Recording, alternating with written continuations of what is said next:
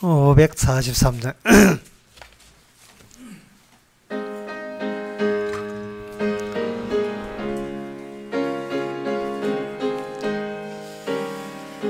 저 높은 곳을 향하여 날마다 나아갑니다.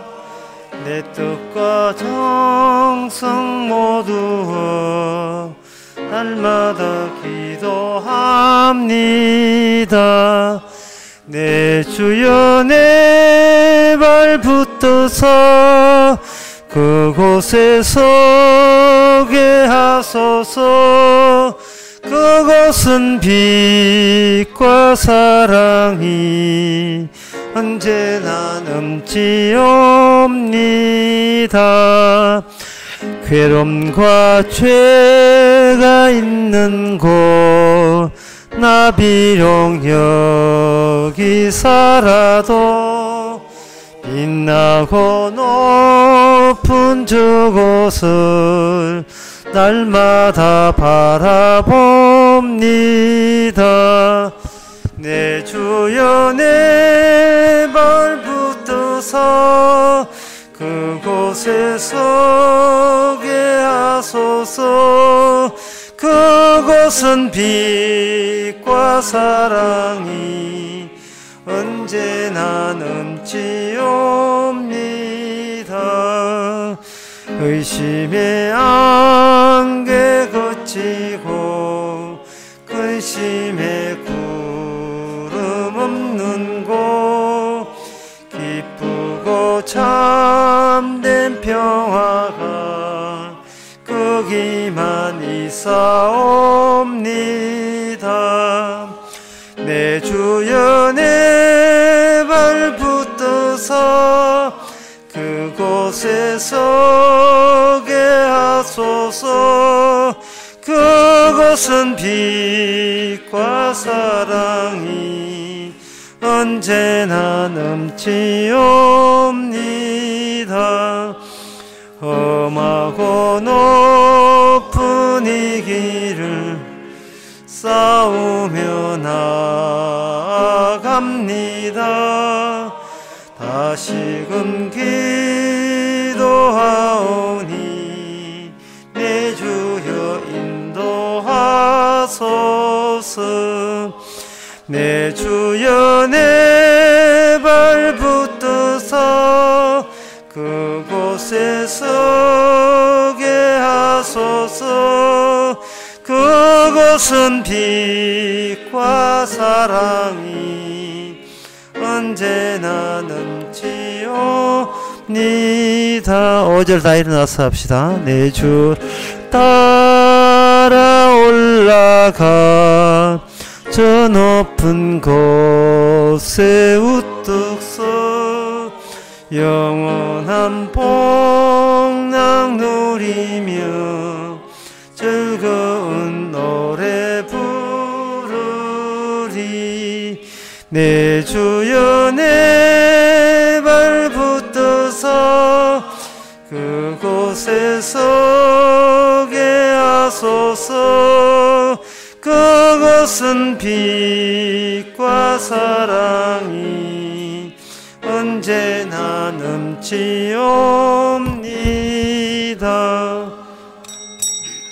다같이 묵도하심으로 주날 예배를 함께 드리겠습니다.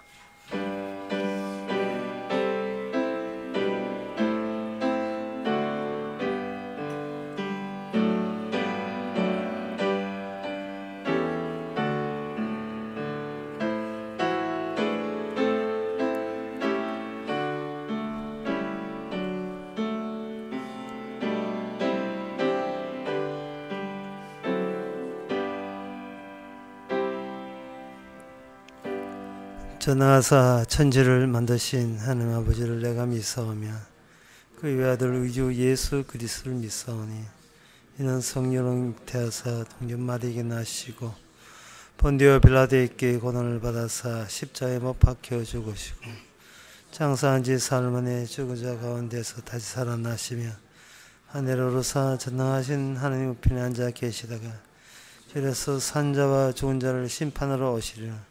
성령을 믿사오며 거룩한 공예와 성도와 서로 통하는 것과 죄를 사하여 주시는 것과 몸이 다시 사는 것과 영원히 사는 것을 믿사옵나이다. 아멘.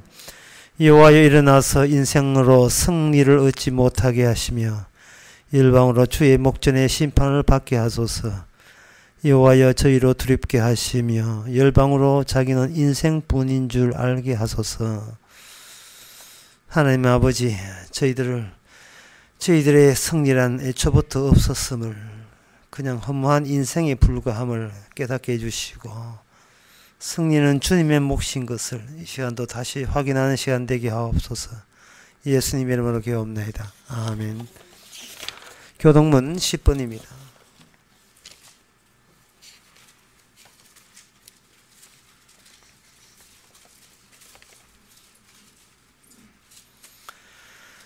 여호와는 나의 빛이요 나의 구원이시니 내가 누구를 두려워하리요. 나의 대적 나의 원수된 행악자가 내 살을 먹으려고 내게로 왔다가 군대가 나를 대적하여 지인칠지라도 내 마음이 두렵지 아니하며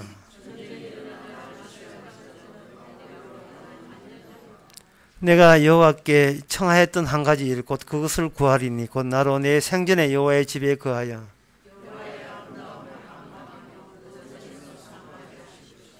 여호와께서 환난 날에 그 초막 속에 비밀히 지키시고 그 장막 은밀한 곳에 나를 숨기시며 이제 내 머리가 나를 두른 내 원수 위에 들리리니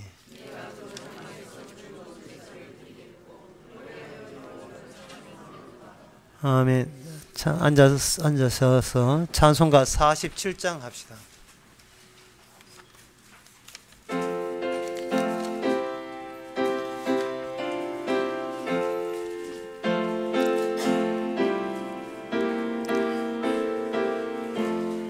주여 우리 무리를 자비하게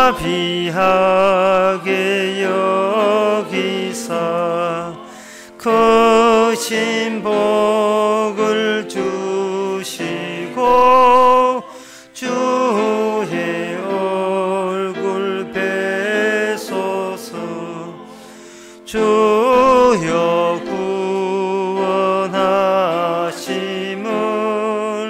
널리 알게 하시니 천하 만국 백성들 주께 찬송합니다.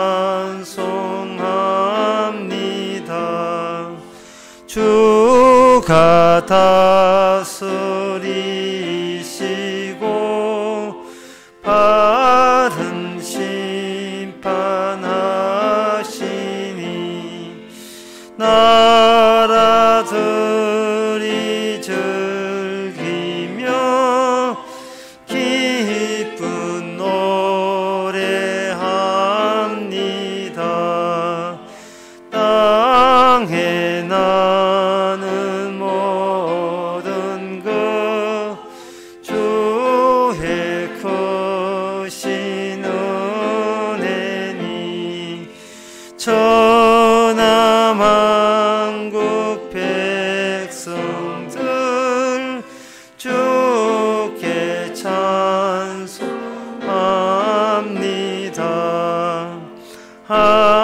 하나님이 우리에게 복을 내려주시니 땅의 모든 만물이 주를 경합니다.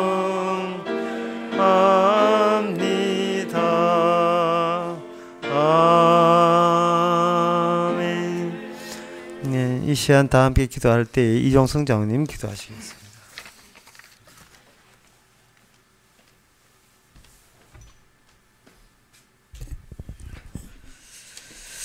하나님 아버지, 흙으로 생기를 불어넣으시고 그 안에 생명이 있음을 그래서 하나님의 만드신 그 피조물로 인해서 하나님을 칭송케 하시는 그 사랑을 우리가 다시 한번 잊어버리지 않기를 원합니다. 하나님의 그 유발하시는 그 질투심 속에 이미 지으신 조물주의 그 사랑이 들어있음을 우리가 다시 한번 실감 있게 드러날 수 있기를 원합니다. 그래서 잊혀져 있고 가려워져 있고 숨겨져 있는 주님의 그 비밀 속에서 다시 한번 창조주를 기억할 수 있게 되기를 원합니다. 그래서 우리의 허물 속에 드러나는 그 모든 죄악상이 하나님의 그 질투심으로 인해서 다시 한번 드러날 수 있게 하셔서 오직 우리가 사모하고 추구하고 바라볼 수 있는 그 행복의 근원이 바로 주님인 것을 우리가 믿어지기를 원합니다. 그래서 늘 잊혀지지 않는 주님의 그 말씀 속에서 주님을 사모하는 우리 성도들 되어 다 함께 천국 가는 그날까지 함께 동행하여 주시기를 원하오며 예수님 이름으로 기도드립니다. 아멘.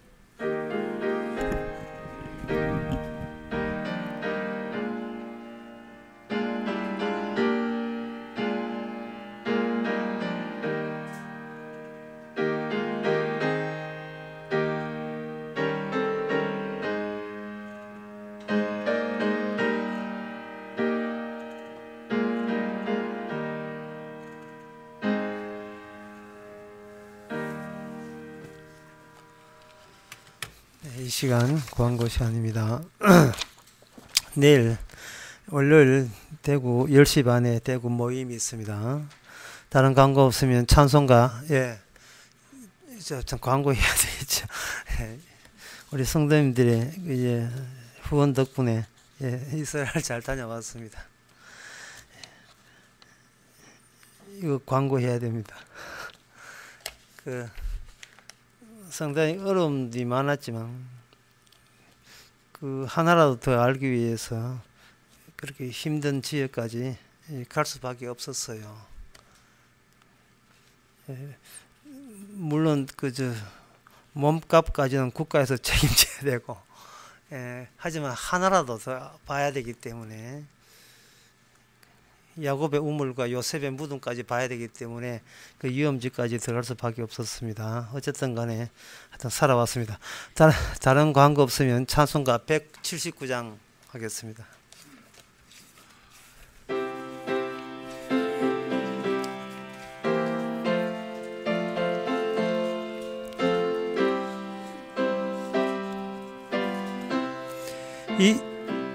이 기쁜 소식을 온 세상 전하세. 큰 환난 고통을 당하는 자에게 주 믿는 성도들 다 전할 소식은 성령이 오셨네.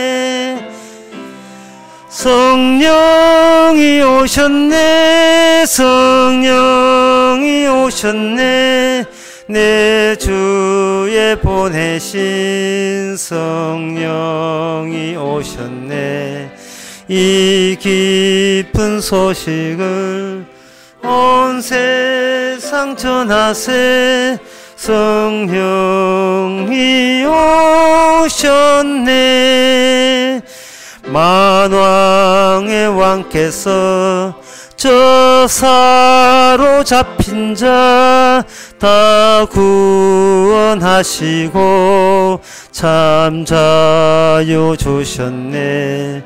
승리의 노래가 온 성에 들리니 성령이 오셨네. 성령이 오셨네. 성령이 오셨네. 내 주에 보내신 성령이 오셨네. 이 깊은 깊은 소식을 온 세상 전하세. 성령이 오셨네. 한없는 사랑과 그 크신 은혜를 늘 의심하면서 안 믿는 자에게 내 작은 입으로 어쩜 거하리니. 성령이 오셨네. 성령이 오셨네. 성령이 오셨네. 내 주에 보내신 성령이 오셨네. 이 깊은 소식을 국제상 평하세. 성령이 오셨네. 하나님의 말씀은 갈라디아서 3장 6절에서 9절까지입니다.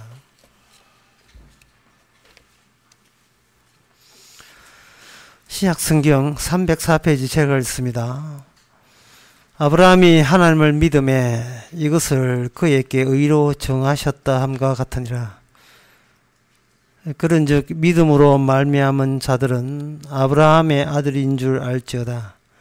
또 하나님이 이방을 믿음으로 말미암아 의로 정하실 것을 성경이 미리 알고 먼저 아브라함에게 복음을 전하되 모든 이방이 너를 인하여 복을 받으리라 하였으니 그러므로 믿음으로 말미암은 자는 믿음이 있는 아브라함과 함께 복을 받느니라. 아멘. 믿는다는 것에 대해서 왜 성령이 꼭 개입해야 되느냐 하는 그 문제는 인간의 머리로서는 풀 수가 없습니다. 믿으면 되는데 그냥 믿으면 되잖아요. 우리 평소에 잘 남들 믿을 사람 믿고 있잖아요. 그렇다면 성령이라고 따로 오실 필요가 없는 문제가 됩니다. 믿습니다 하면 그만이니까.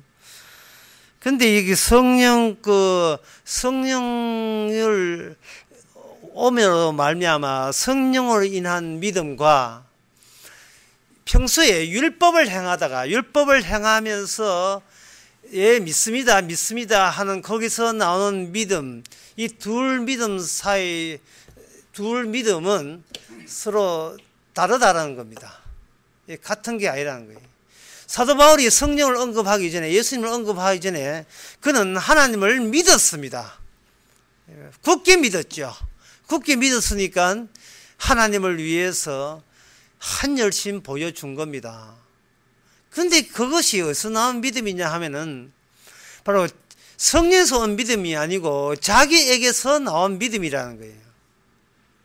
그럼 믿음은 자기에서 나오지 그러면 다른 사람에서 나오느냐 하는 그런 의구심이 들 겁니다. 그런데 그 의구심보다 더 중요한 문제는 나에게서 나오지 않는 것이 나를 구원한다. 어떻게 그럴 수가 있느냐 하는 겁니다. 나에게서 나오지 않는 것이. 나는 결과를 제시한 적 없는데 어떤 다른 원인에서 결과가 나와서 그 결과가 나를 구원할 때 그럼 나는 뭐냐 하는 겁니다. 그래서 이 점에 대해서 사도 바울은 그동안 인간들이 믿는다는 것이 같이 동반할 수 없는 것끼리 있으면서 믿게 되었다는 것이 이론을 펼쳤는데 그게 뭐냐 하면 율법의 행위로도 되고 그리고 하나님도 믿고 이 둘이 서로 나란히 놓일 수가 없는 문제라는 겁니다. 근데 그동안 하나님의 법을 지키고 바르게 산다 이 말이에요. 쉽게 말해서 하나님의 말씀대로 바르게도 살고 그리고 하나님을 바르게 사는 것 중에 또 하나님을 믿는 바른 생활도 하고 이 둘이가 결국 동반될 수 없는데 뭔가 동반되었다는 거예요.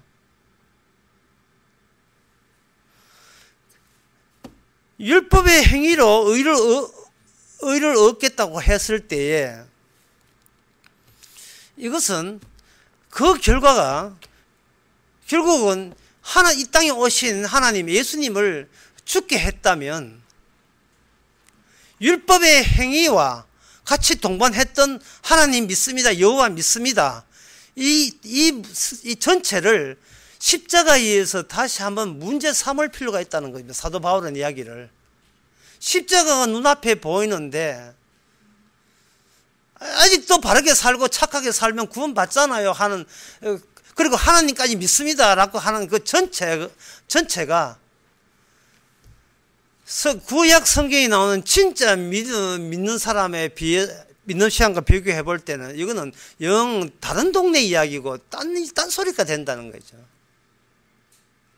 그래서 사도 바울은 이 율법에 의해서 의롭게 되려는 이 모든 시도, 그걸 다른 말로 하면 믿음으로 의롭게 되는 이 시도 같은 이야기예요. 율법의 행위로 구원받겠다든지 믿음으로 어렵다 하는 이것이 그동안 율법의 행위로서 어렵다 하는 이런 이야기를 하면서 그러한 자들이 자기 조상이 아브라함이라는 거예요.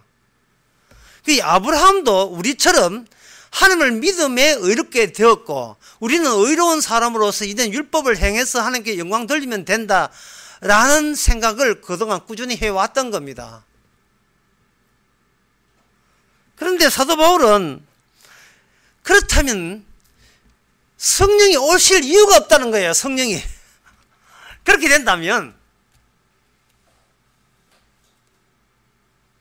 아브라함이 성령 받았다는 이야기가 없잖아요.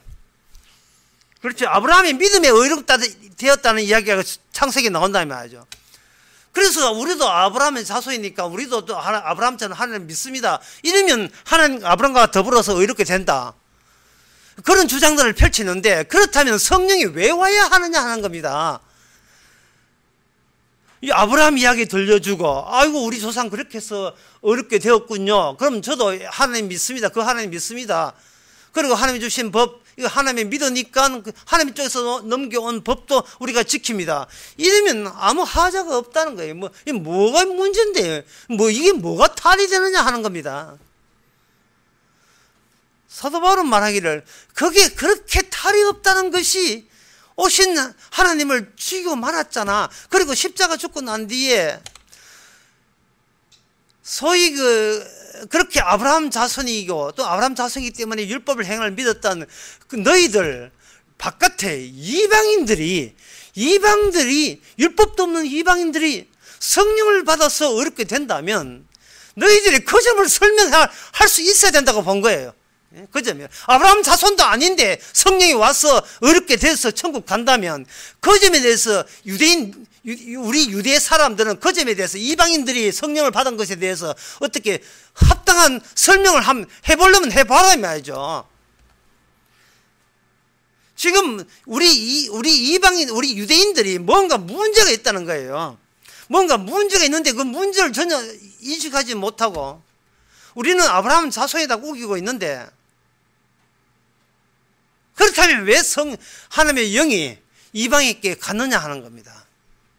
그것은 뭐부터 다시 출발해야 되느냐 하면은 아브라함이 믿음에 어렵다는 그부터 다시 따져보겠다는 거예요. 그걸 다시 한번 따져보자 이 말이죠.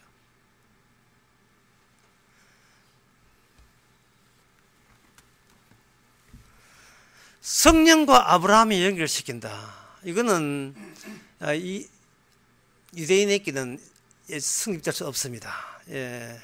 왜냐하면 아브라함은 육신이고 우리와 똑같은 육신이고 육신이 하나님을 믿음에 하나님께서 그것을 아이고 착하다 의롭다 여기시고 그 믿는 육신에게 하나님의 의를 제공했기 때문에 육신이 있고 하나님 있고 그 가운데 성령은 아무 개입할 이유가 전혀 없습니다.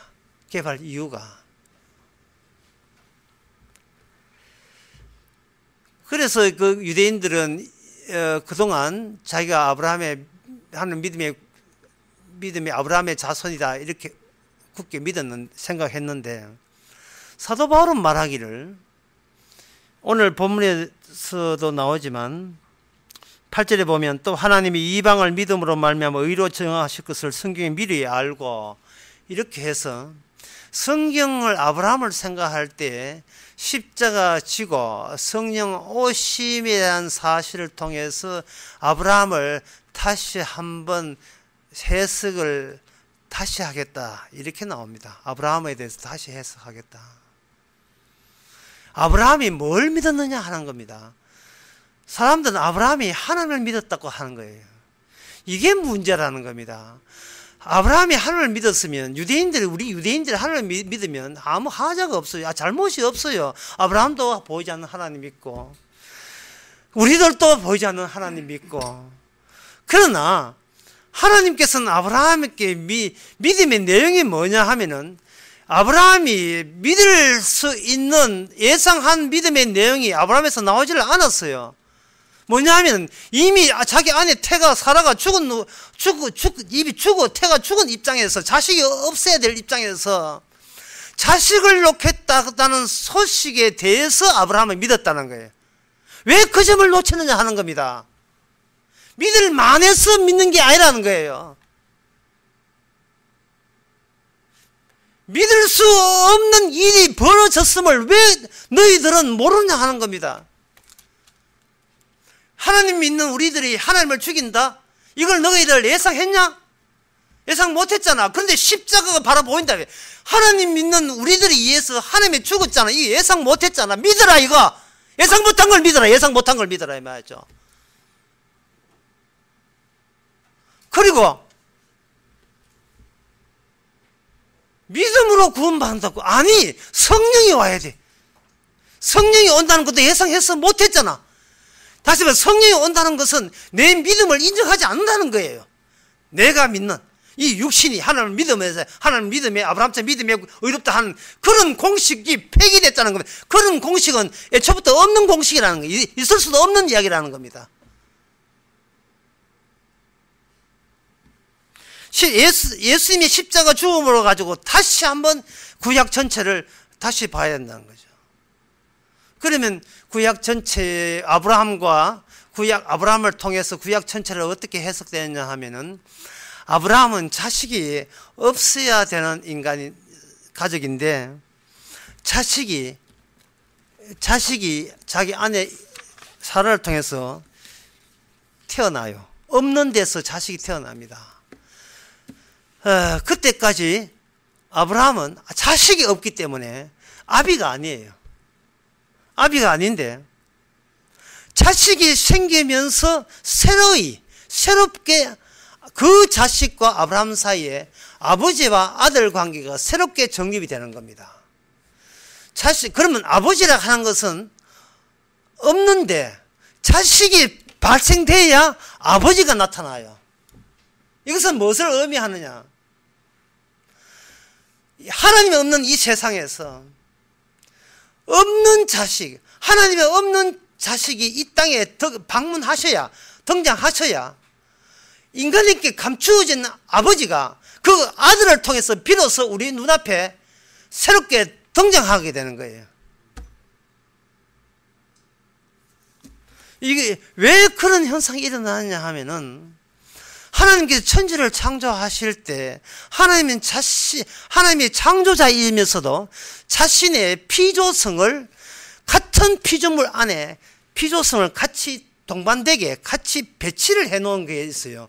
그게 뭐냐 하면은 선악과와 생명나무입니다. 그 선악과와 생명나무의 특징이 어디 있느냐? 열매에 있어요. 우리는 그 열매에 주목해야 됩니다. 따먹지 마라 또는 따먹어라 하는 열매입니다. 그 따먹지 마라 할 때 나무도 피조물이고 인간도 피조물이고, 피조물의 열매를 따먹는 것이 그 뭐가 거기에 흠이 될 수 있느냐 하지만, 따먹지 마라 하는 그 순간 그것은 무엇을 뭐가 담기느냐 하면은, 피조물이기 때문에 따먹을 수 없는 열매가 너 옆에, 그것도 네 중심에 있다는 것은 피조세계가 단순히 피조세계의 집합이 아니라 거기에 하나님의 창조주의 요소가 거기에 개입되어 있다는 겁니다. 이것은 이렇게 봐야 돼요. 창조 전의 원리와 창조 후의 원리가 같기는 같은데, 같으면서도 창조 후의 피조물이 그 창조성을 바라볼 때는 자기 피조물의 입장에서는 제대로 바라볼 수 없는 요소가 그 안에 담겨 있다는 거예요. 말이 이래서 죄송합니다. 쉽게 말씀드리면 이렇습니다. 없는 하나님이 피조세계에 안 계신 분을 피조세계의 형태로 안 계신 분을 있는 모습으로 없음을 나타내는 거예요. 이게 출애굽기 3장 2절에 나오고 있습니다. 3장 2절에 보면 모세가 장인 미디안 제사장 이들의 양물을 치더니 그 물을 광야 서편으로 인도하여 하나님의 산 호렙이 이름에 그 2절에 보면 여호와의 사자가 떨기나무 불꽃 가운데 그에게 나타나시니라. 그가 보니 떨기나무에 불이 붙었으나 사라지지 아니한다. 떨기나무라는 피조물이에요. 떨기나무 그냥 우리 인간과 같은 피조물이에요. 한 나무예요. 떨기나무인데 불이 붙었는데 사라지지 않아요. 이거는 창조주입니다. 창조주의 흔적을 피조물의 형식으로 우리에게 나타났어요. 그런데 나중에 모세가 하나님과 헤어지고 다시 그 떨기나무에 다시 가보세요. 그냥 떨기나무예요. 있었는데 사라져버리고 없는 분이 있음을 통해서 자기를 드러내시고,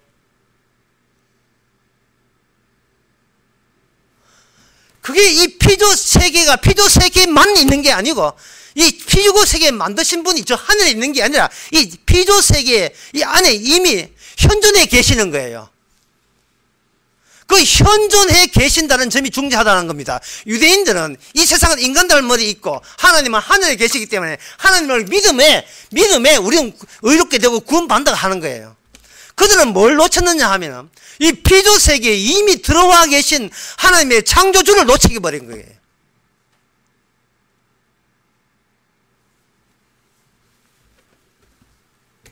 피조물이 자기가 남들 대하듯이 남을 믿듯이 그런 식으로 내 쪽에서 시작한 그것을 믿어버리면 이거는 뭐가 같았냐 하면 아브라함이 자기의 혈육적인 육적인 자식을 놓고 그 자식은 내 자식이라 하는 것과 동일하다는 겁니다. 그런데 하나님께서는 아브라함을 자식이 없게 만들었어요. 하나님이 자식이 없게 만들어 말미암아 아브라함은 이름은 이미 압인데 자식이 있어야죠. 자식이 없는데. 그러니까 아브라함은 내가 아닌 나가 되어버려요. 내가 아닌 나. 이걸 두 자로 성도라고 합니다. 성도는 세상에서 만들어진 그 나가 아닌 나가 성도예요. 이름은 만민의 아버지라도 이름 좋지요. 만민의 아버지. 자식이 있어야지. 개뿔은 있어야지. 자식도 없는데 무슨 아버지예요.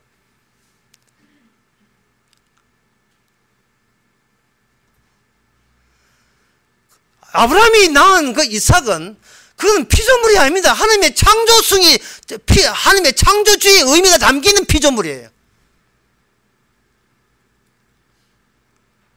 그 자식의 등장으로 말미암아 나중에 이사야 54장 1절의 예언이 의미가 있게 돼요. 이사야 54장 1절에 보면 잉태치 못하며 생사치 못한 너는 노래할지어다. 구루치 못한 너는 외쳐 노래할지어다. 홀로 있는 여인의 자식이 남편 있는 자식보다 많음이라. 이게 바로 우리 눈앞에 등장하는 하나님의 창조주의 모습입니다. 창조주를 위에서 찾으면 안 돼요. 인간들이 만들어내는 하나님은 항상 열려 있습니다. 그러나 아들의 나라는 항상 닫혀 있어요. 하늘나라는 가기 쉬워도 아들의 나라는 못 가는 나라입니다. 아들의 나라. 하나님의 나라가 하나님 나라입니까? 아들의 나라가 하나님 나라예요. 아들의 나라예요. 아들의 나라. 이 지상에 등장한 그냥 상상해서 하늘에 하나님 어르신네 이렇게 치킨집 할아버지처럼 어르신네 계시는 게, 금복주 할아버지처럼 계시는 게 할아버지가 아니고, 이 지상에 우리와 함께 기거하는데 나타나지를 않아요. 나타나지를 않아요. 그 나타나지를 않지만 그 나타나지 않는 분의 나타냄이 뭐냐? 성도라는 본인이에요. 나타나지 않는 분에 의해서 잉태된 자가 성도예요. 자, 이삭이 있으므로 아버지가 다시 태어나는 거예요. 그 이삭으로부터 아버지가 다시 만들어지는 거예요.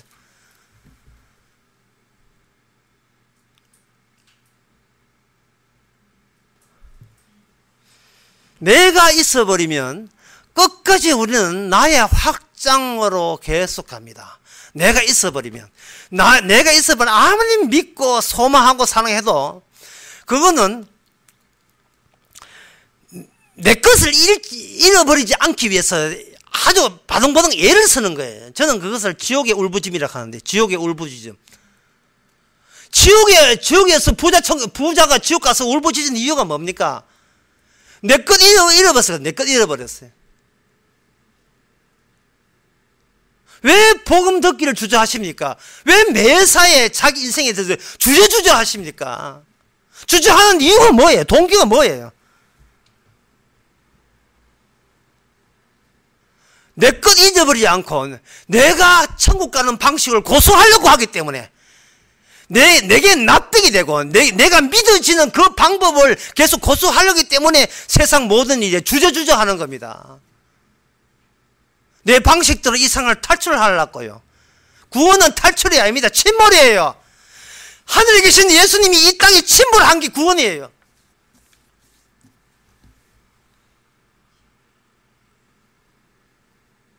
탈출할 필요도 없어요.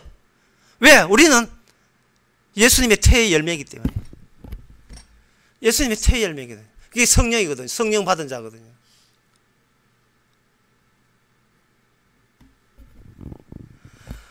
우리가 여기 있고 우리가 믿어버리면 거기서 나에게서 나온 믿음이에요. 나에게서 나온 믿음은, 이거는 믿음이 아닙니다. 내 것에서 나왔기 때문에 우리는 납득이 되고 쉽게 믿어지게 돼요. 예상이 되고 기대가 되고, 그리고 그 믿음이 나를 처음까지 인도할 것이라고 우리는 좋아들 하고.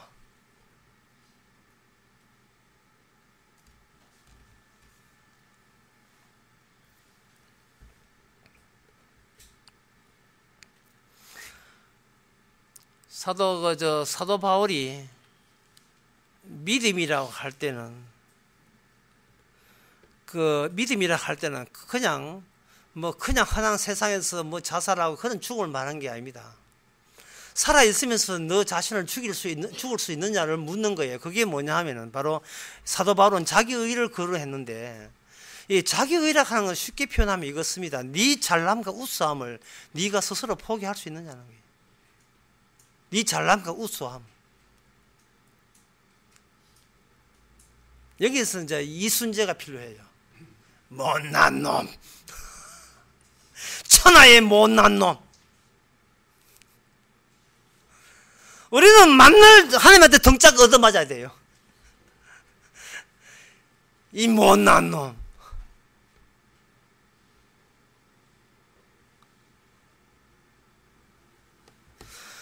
왜 그러냐 하면은, 우리의 육신은 우리 자신을 잊어버리지 말라고 나를 이렇게 집착하고 독촉을 하기 때문에, 입만 띄면 지옥의 울부짖음을 쏟아냅니다.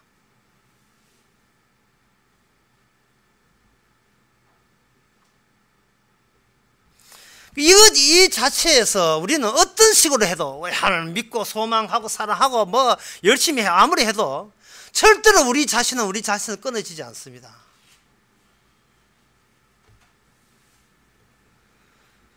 끊어지는 방법은 있어요. 끊어지는 방법은 뭐냐 하면은, 우리가 누구의 열매가 되는 겁니다. 우리가 누구의 열매가 되는 거예요. 예, 그 방법이 창세기 18장 2절에 나옵니다. 아브라함 이야기입니다. 거기 보면 18장 1절부터 보게 되면 여호와께서 마브렛 상수리 숲을 근처에서 아브라함에게 나타나시니라. 오정 즈음에 그가 장막문에 앉았다가 눈을 들어 본적 사람 셋이 맞은편에 섰는지라.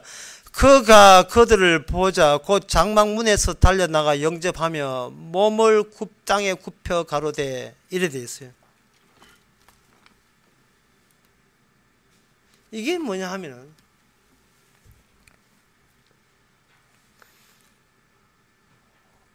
주여 어쩐 일입니까? 이렇게 표현할 수 있어요. 아브라함은 가만히 있는데 천사 3명이 아브라함에게 찾아오는 겁니다.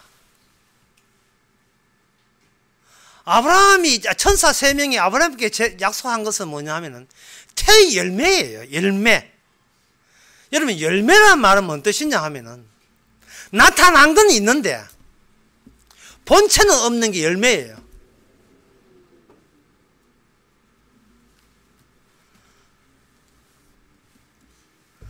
아브라함을 하여금, 성경에서 이런 게 참 어려워요. 아브라함이, 정말 쉽게 하겠습니다. 아브라함이 그냥 임신했다 생각하세요. 마리아처럼 예수님 임신한 것처럼 아브라함이 속에 뭔가 임신되어 있어요. 임신되어 있는데 아브라함이 자기 속에 임신된 것을 아브라함 쪽에서 밀어내는 것이 아니고 그 임신된 그 이삭이 아브라함이라는 육신을 밀어낸다고 생각합니다. 밀어내면서 알아서 분리하고 빠져나오는 거예요. 여기에 개입된 천사가 3명이나 개입된 겁니다. 3명 중에서 2명은 심판과 관련되어 있어서 창세기 19장에 보면 소돔과 고모라를 방문하고요. 한 명은 아브라함의 은혜를 유지시켜 줍니다. 그러니까 이 말은 뭐냐 하면은 우리가 임신한 그분은 예수님이죠. 마리아처럼 우리가 예수님 임신했는데 임신한 그분은 2개의 속성을 갖고 있어요. 하나는 뭐냐 하면은 저주하는 속성을 갖고 있고 하나는 긍휼 베푸시는, 사랑 베푸시는 속성을 갖고 있어요. 그래서 피조세계라 하는 것은 예수님의 속성을, 2가지 속성을 단호하게 따로 분리시켜서 분류되기 위해서 만들어진 게 피조물의 입장입니다.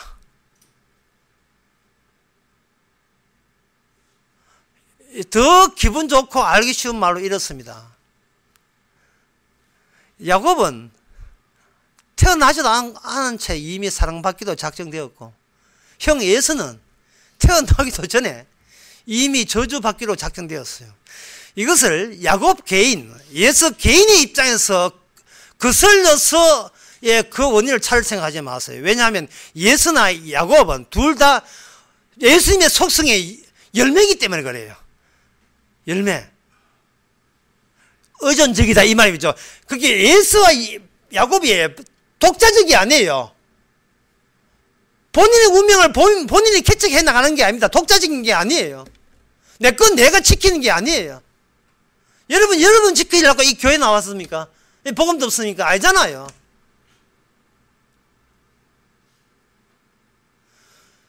골로새서 1장 16절에 모든 보이는 것과 보이지 않는 것들은 예수 그리스도로 말미암아 주어진 거예요. 이 말을 풀이하면 이 세상의 모든 것들은 예수님의 속성을 이렇게 펼치기 위한 2가지의 색깔로만 이렇게 배합되어 있습니다. 섞여져 있어요.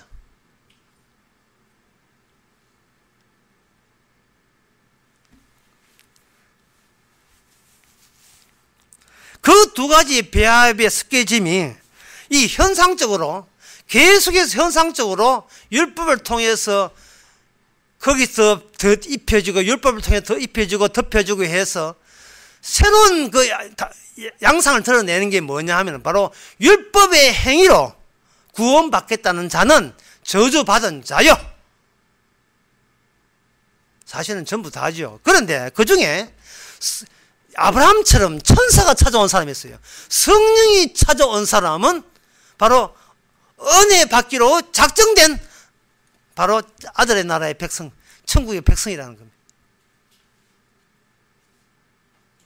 이렇게 되게 되면 독자적이고 개인적인 행함, 이것은 아무런 의미가 없어야 되어버려요. 그래서 여러분 인생에 여러분 주저하지 마세요. 어떤 일을 안 해도 소용없고 어떤 일을 해도 소용없습니다. 그저 브레이크 고장난 차처럼 그냥 질주하세요. 어차피 의미 없는 거예요. 어차피 주저하지 말고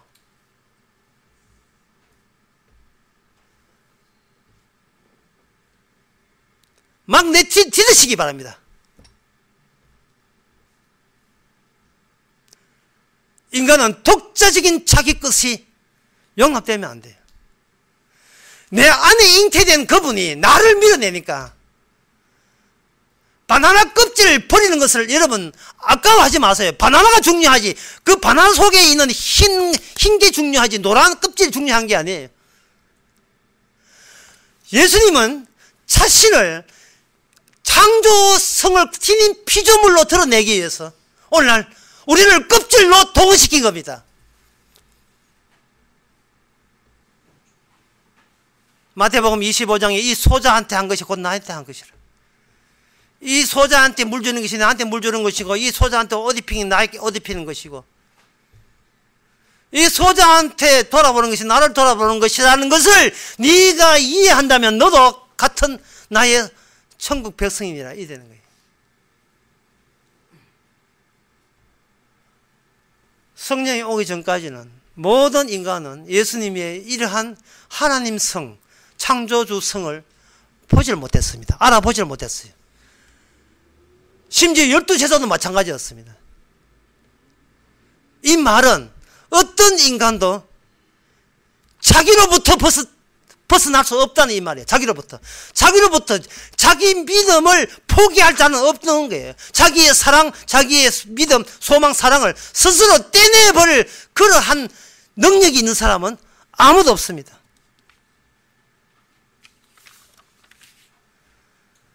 능력이라는 것은 같아 보이지만 다르다는 이야기가 능력이란 말이에요. 보기에 얼른 보기에 같아 보이지만 그 속에 능력이 있다면 이건 다른 사람이에요. 이 질이 다른 사람이에요.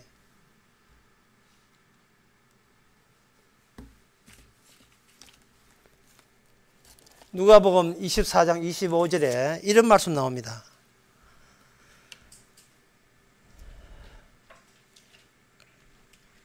보면 24절부터 보면 또 우리와 함께한 자 중에 두 사람이 무덤에 가 과연 여자들의 말한 바와 같음을 보았으나 무덤이 비어 있다는 걸 보았으나 예수는 보지 못하느니라. 세상에 빈 무덤은 보았는데 예수를 보지 못했던 거예요. 빈 무덤을 보았는데 왜 그런 현상이 벌어지냐 하면 본인이 보고 믿으려고 하기 때문에 그렇습니다. 아직도 본인을 포기 못한 거예요. 본인을 포기 못한 거예요. 본인이 예수의 부활하신 예수를 봄으로 말미암아 본인을 천국까지 자기가 자기를 데려가려는 시도를 한 겁니다. 그거는 믿음 아닙니다. 행함입니다. 아브라함한테는 그런 게 없어요. 아브라함이 믿었던 것은 나의 아버지 되면 나의 기대나 예상을 벗어난다는 거예요. 예상 못한 자식이 태어남으로 말미암아 그때 비로소 나는 아버지가 되는 거예요. 만민의 아버지가 되고 아브라함 이름 닫게 되는 거예요. 내가 성도 되고 내가 천국의 백성 되면 내 예상 밖을 벗어납니다. 성도 되려고 천국 가려고 마음을 길을 써도 그거는 지옥이지 천국 아닙니다. 그런데 천국 가려는 나를 짓밟아 버리고 천국 가는 나를 못 가게 만들어 버리고 오히려 내 속에서 계시던 분이 나를 믿어내면서 나와 새로운 관계에 정립돼 때 그게 성령의 관계거든요. 너는 너의 믿음이 아니라 이 예수의 믿음이 성령을 통해서 선물로 주어질 때 비로소 너는 네 아들의 나라 나의 백성이라고 이야기할 수 있는 겁니다. 믿음의 주체와 믿음의 객체가 달라지죠. 우리가 믿지 않고 성령이 돌아버리면 성령의 믿음이 우리 믿음을 날마다 쫓아내는 거예요. 그러면 우리가 나를 위해서 구원받게 예수 믿겠다는 그 모든 나도 같이 떨어져 나가는 겁니다. 이게 단절이에요. 이게 떨어져 나가야 돼요. 또 떨어져 나가는 현상을 보여야 됩니다. 그 떨어져 나가기 위해서는 욕을 많이 얻어먹어야 돼요. 그 욕이 누가복음 24장 25절에 나옵니다. 가라사대 미련하고 선지자들이 하는 말을 마음에 더디 믿는 자들이요. 예, 여기 믿는데 그 믿음이 신뢰는 없고 미련하고 선지자의 말하는 것을 더디 믿는 자들, 이 어리석은 자들, 우리가 그런 자였습니다. 내가 믿어서 구원받으려고 한 자예요. 유대인들이 아브라함을 생각했듯이 아브라함도 하나님 믿고 구원받았어요. 어렵게 되죠. 우리도 아브라함처럼 하나님 믿으면 의인 되잖아 라고 생각했던 그들이 바로 우리들이었어요.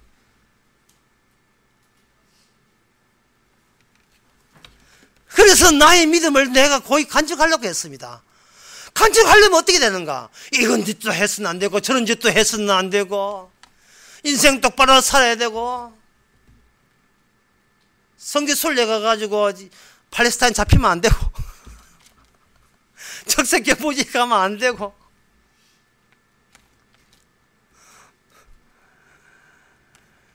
죽을까봐 벌벌 떨고. 여러분, 죽는다는 것을 인간들이 자진해서 죽을 때는 어떤 경우냐면 자식 우수함과 잘남이 사라지면 자진해서 죽어요. 그 자살이에요. 아직도 우리가 안 죽는 이유는 아직까지 잘난 게 있고 우수함이 있다고 우기기 때문에 그렇습니다. 그것 때문에 막 십자가가 안 보이고 더디 믿는 자가 되어버려요. 엉터리 믿는 자가 되어버려요. 26절에 보니까 누가복음 24장 26절에 보니까 그리스도가 이런 고난을 받고 자기의 영광에 들어가야 할 것은 아니냐. 다시 말해서 모든 인간의 시선에서 벗어나야 바로 없는 존재로서 다시 찾아와야 우리가 스스로 믿는 자가 아니라 교인이 아니라 성도가 되는 거예요. 네가 보기에는 그냥 네하고 똑같은 인간이지만 없는 분이 내 안에 계시다. 그렇게 돼야 우리는 창조성을 띠는 피조물이 되는 겁니다. 창조성을 띠는 피조물. 꼭 떨기나무 같아. 떨기나무. 불 붙은 떨기나무 같아. 그게 바로 사도 바울이 말하기를 아무것도 없어라 모든 걸 가진 자로다. 내가 죽는 자 같아나 실은 사는 자로다. 이 미친 거 아니야? 단사보다 미쳤다 했어요. 내가 삼천천을 보았다. 삼천을 보아놓고 이 세상에서 꼬라지는 맨날 고난받고. 그런데 그 모습이 바로 하나님마저 이 세상에서는 그런 모습으로 자신의 창조주됨을 그런 식으로만 드러낸다는 거예요. 고난받는 식으로만. 무시당하시는 식으로. 왜? 이 세상 모든 것은 지껏 빼앗길까봐 울부짖는 지옥의 함성들의 집합이기 때문에. 이 세상은 지옥의 함성들이에요. 자기 의 주장하고 자기 변명하고.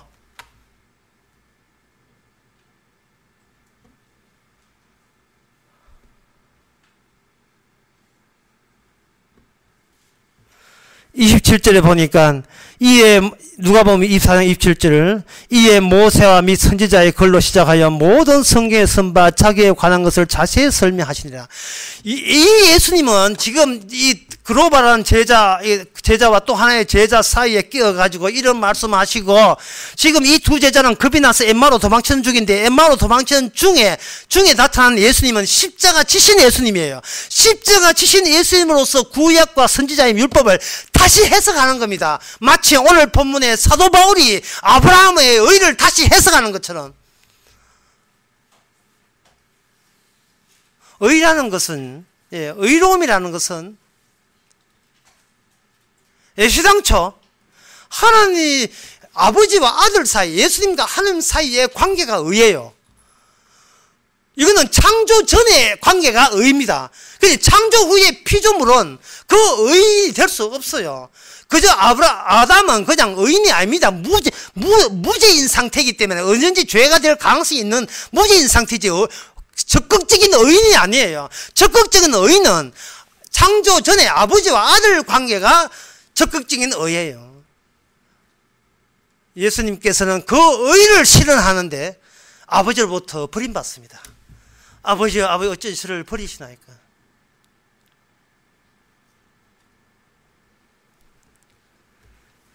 이 세상에서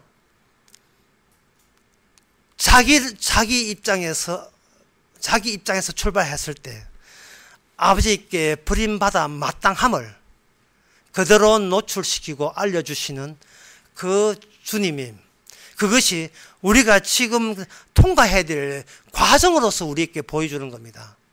주여, 제가 하나님 믿고 어렵고 하는 이것 때문에 주 앞에 버림받아도 마땅합니다는 거예요. 아무리 꼼수를 부려도 꼼수에 불과한 거예요. 그게 꼼수에 불과한 거예요. 결국은 내 천당 갈라고 하늘나라 막혀 있는데 뭔가는데 피조 이후에 인간이 선악까지 지가 스스로 자칭 열매가 안 되고 열매를 따먹어버린 주인공 역할을 하면서 어떻게 창조성이 없는 인간이 어떻게 창조적인 나라에 합류하겠습니까? 뭐하잖아요. 뭐하면 뭐하는 줄 알면 되지.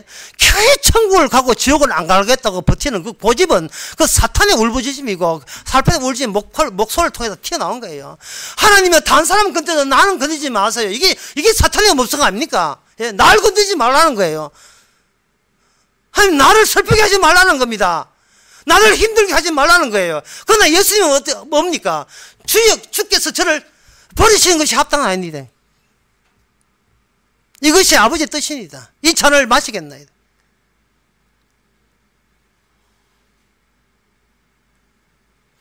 아브라함에게 없는 게 나왔어요. 여러분 잘 아는 이사야 7장 14절에 보면 정말 이거 잘 아는 말씀인데,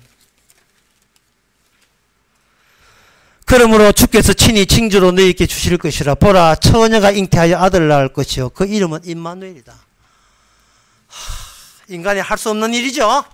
인간이 할 수 없는 일로 구원받는 겁니다. 처녀가 잉태하여 아들을 낳는다는 거예요. 이게 뭐냐? 하늘의 징조라는 겁니다. 땅에 처녀가 있으면, 마리아가 있는데도 그게 하늘의 징조라는 거예요. 하늘의 징조를 하늘에서 찾지 말라는 거예요. 네가 하늘의 징조야. 네가 하늘의 징조예요. 침몰해도 좋아. 네가 하늘의 징조라는 겁니다. 나 주저하지 않을 거야. 망할 거야. 네가 그게 하늘의 징조예요. 왜? 나는 껍질에 불과하니까. 사탕은 껍질 먹는 게 아니에요. 사탕 비닐 봉지 먹는 게 아닙니다. 사탕 먹는 거예요.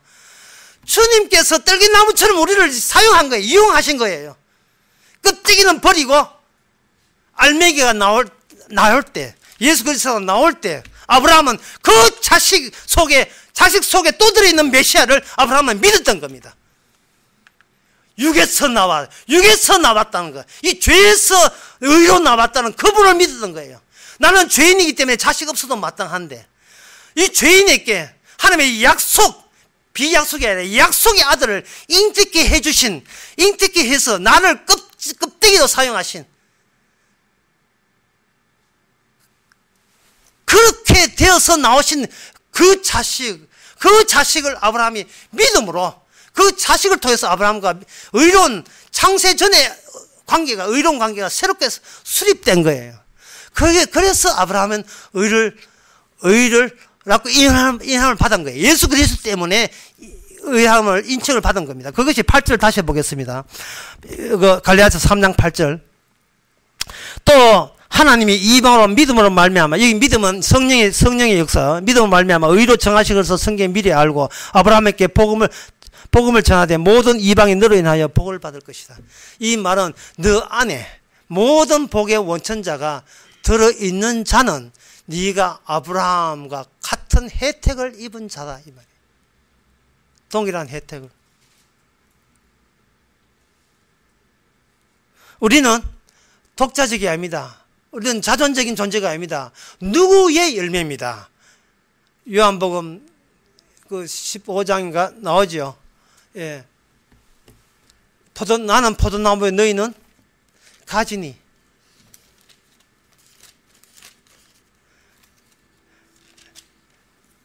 예, 나이가 참 포도나무요. 내 안에 아버지는 농부라. 너는 나의 과실에 불과하더라. 열매에 불과한 거예요. 열매가 열매를 걱정하면 안 되죠. 여러분들이 그 산타크로스 할아버지가 겨울철에 입는 그 모자, 털로 짠 모자 있죠. 모자 위에 보면 뭐냐, 동글동글한 방울이 있습니다. 그 방울 덮으신 거예요? 모자 덮으신 거예요? 모자 덮으신 거예요. 방울은 거기에 대해서 파생된 거예요. 그게 그냥 달려있는 장식품 같은 겁니다. 우리는 예수 그리스도의 피부요, 예수님의 표면입니다. 주님께서 이 땅에 작용하고 있어요. 우리 못난 우리를 통해서 하나의 여기 원뿔로 딱 버티고 있어가지고 자기 의를 주장한 사람은 오면 다 튕기 나오고 우리의 역할은 뭐냐 하면 불나방을 모집하는 거예요. 자기의 잘났다, 우수하다, 난 조심스럽게 인생 살았다 인간들을 와가지고 다 죽게 만들어. 지옥간 존재라는 것을 덜쳐내는 기능이 우리가 이 땅에 버티고 있습니다. 오늘 주제는 이순재입니다. 못난 놈, 천하의 못난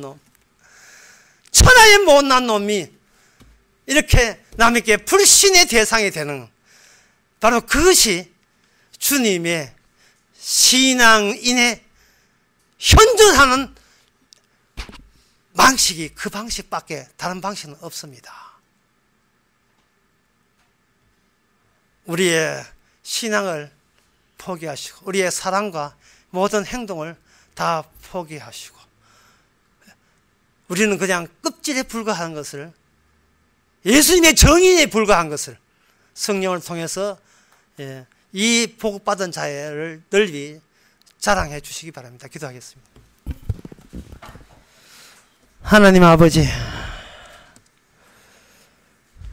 하나님과 우리와 끊어져 있고 단절되어 있다는 것을 우리가 미처 몰랐습니다. 그동안 하늘나라 가려고 얼마나 애를 쓰고 꼼수를 썼습니까?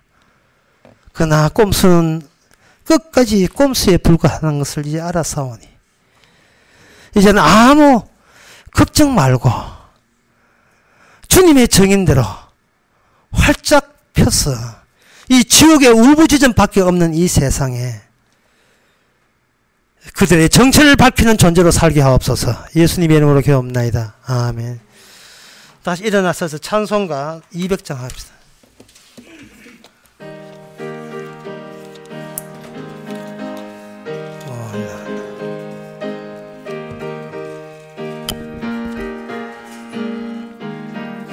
주의 피로 이룬 샘물 참 깊고 넓도다.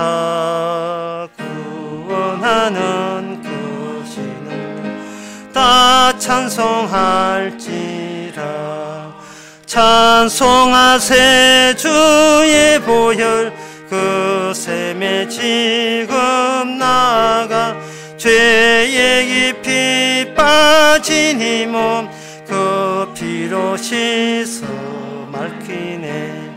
죄악 세상 이김으로 거룩한 길 가는 나의 마음 성전 삼고 주께서 계시네.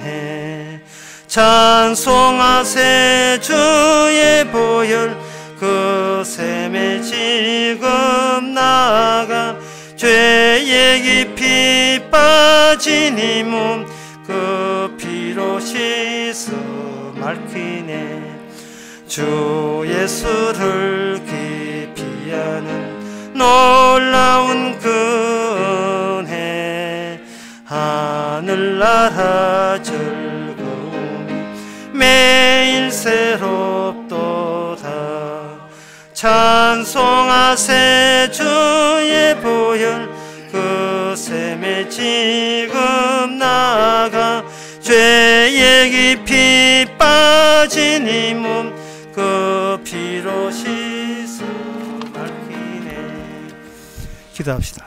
지금은 우리 주 예수 그리스도의 은혜와 하나님의 커진 사랑과 성령의 충만하심이 한 것도 없는데 이미 구원시켜 주신 것을 감사하는 모든 성도에게 주 이름으로 축원하나이다. 아멘.